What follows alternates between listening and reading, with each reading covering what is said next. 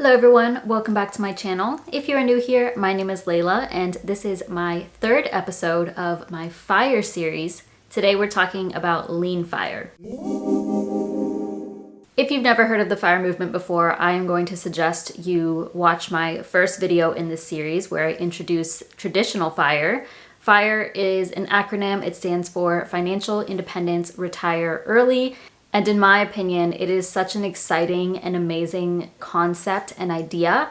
And what I really love about it is that there are so many varieties of it. So one style of financial independence may not fit you and your lifestyle, but there's probably something within the financial independence retire early movement that does resonate with you, and you can definitely go after it. As I said, we're focusing on lean FIRE in this video, and as you can tell by the name of it, this is kind of the opposite of fat FIRE. I will say that lean FIRE to me is one of my least favorites, and I will talk about why that is and how I think it's a good thing to go after, but something I think should be combined with other varieties of financial independence. But let's talk about more of what it entails first. So with lean FIRE, you're going to be living a more lean, simple lifestyle. Just like you'll see across all of the varieties of financial independence retire early, you can apply the 25x rule, the 4% rule. I have seen quite a bit in the comments people, saying how that doesn't work. But for the purpose of these videos, I don't want to go beyond the 25x rule and the 4% rule, because with these series, I really just want to introduce the idea to people. And yes, there could be different values that you should be targeting for, like 30 extra income, or maybe doing a smaller withdrawal rate. But for the purposes of these videos, I am just keeping that the same. So yes, you can still apply the 25x rule and the 4% rule to lean FIRE, but your portfolio in retirement is not going to be as large. And basically it's just going to cover your basic needs. So for most people, basic needs would be housing, food, transportation, healthcare, clothing when absolutely necessary, and all of those things. But then outside of that, you really wouldn't have much wiggle room. So with lean FIRE, there is just less room for luxury. As I said, basically the opposite of fat FIRE. Just like with fat FIRE, there is no strict rule on what actually equals lean FIRE. And I would say that that's also subjective. In my opinion, if I had to put a number on it, I would say that having a portfolio of less than $1 million would be lean FIRE. So when you're calculating your FIRE number and it's less than $1 million, I would consider that lean.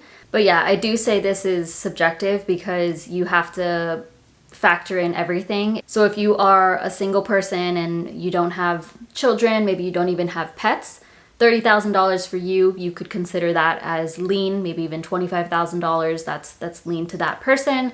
But then on the other hand, if you have a family of 4, then they are trying to do lean FIRE, $100,000 to them would probably be lean. So it definitely just depends on your situation. So let's talk about the pros and cons, of course.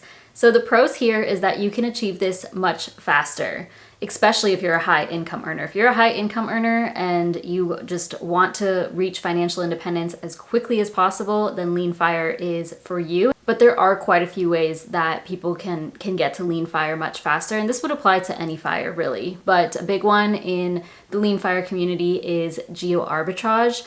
So you could be working in the United States somewhere that you're earning a very high income, and this could just be like a remote job, and then you're living somewhere in the US that's much more affordable compared to like Seattle or compared to California or New York.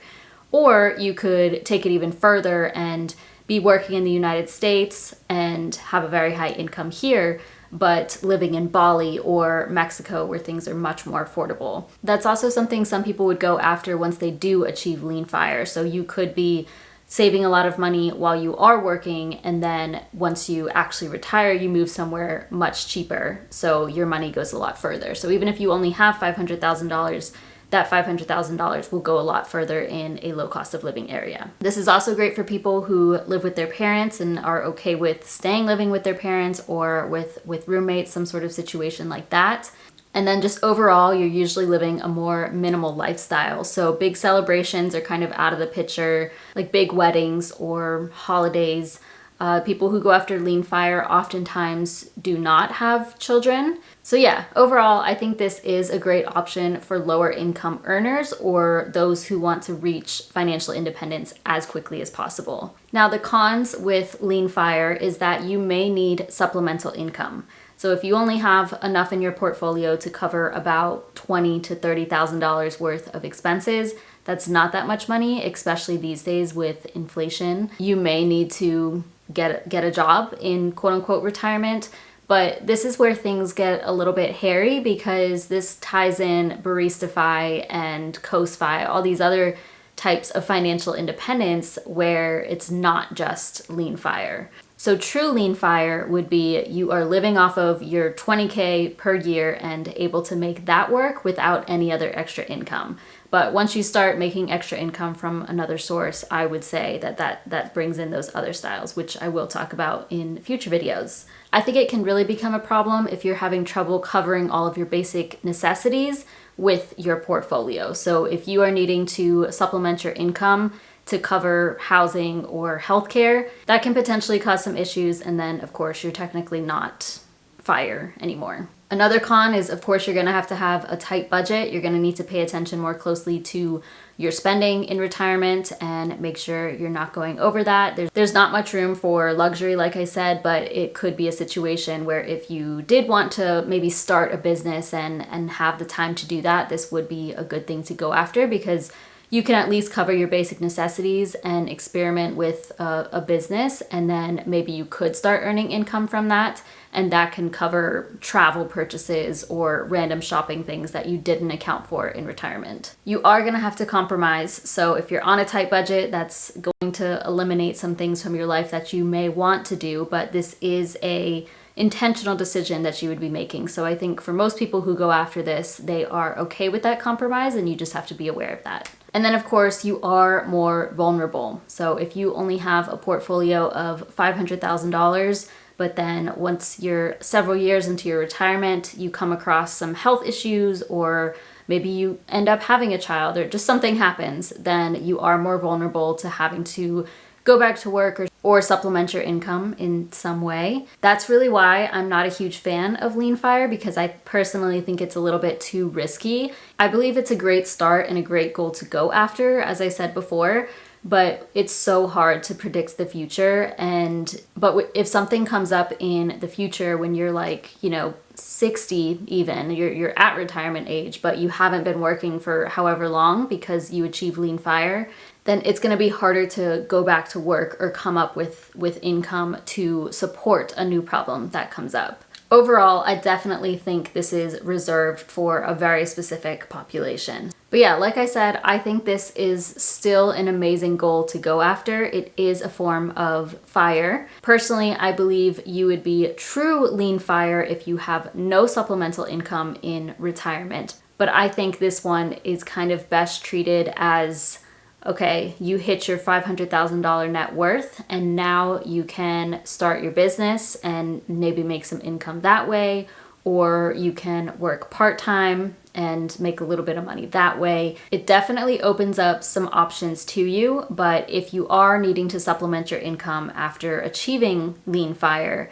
then you're definitely dabbling in those other styles of financial independence. But those are my absolute favorites. So I'm really excited to talk about the upcoming styles of financial independence. So Baristify, Coastfi, Slowfi, those are the best in my opinion. We'll be talking about those, and I'll talk a little bit more about my thoughts on like how I want to handle financial independence. But hey, you may be watching this, looking at your budget, and you're like, wow, I only spend $20,000 a year. I could probably do that in retirement. You can literally do 20,000 times 25. And if you do the math on that, you'll see that that's $500,000, and maybe you're a really high income earner and you're already at that net worth. You can literally retire right now if you wanted to, and see that you have options available to you. But overall, it's just really exciting to look into these plans because you can figure out your number and where you'd be comfortable, and start making a plan and realize you probably can retire or at least reach financial independence much sooner than you thought you could. But comment down below what you think of Lean Fire, or if that's something you are pursuing or have already achieved. Otherwise, let me know if you have any questions. Please give this video a thumbs up, subscribe if you haven't already, and I'll see you in my next video.